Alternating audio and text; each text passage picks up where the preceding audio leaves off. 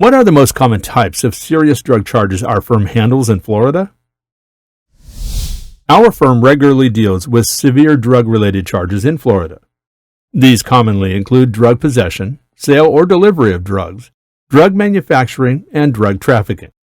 Drug possession is among the most frequent charges we handle.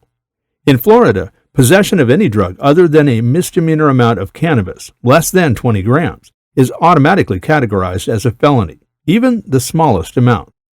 Sale and delivery of drug cases can range from minor transactions between acquaintances to professional drug dealers' activities. Our firm does not discriminate and represents anyone facing any kind of drug-related legal issue. The third category we often encounter is drug manufacturing. This may include anything from the cultivation of cannabis or the manufacturing of methamphetamine or other chemically based drugs. The highest level of drug crime we handle is drug trafficking. Under Florida law, the charge is determined by the weight of drugs found in your possession, not what you are doing with them, and can carry a mandatory minimum sentence. All of these charges are taken very seriously by Florida prosecutors and require a highly experienced attorney for a robust defense.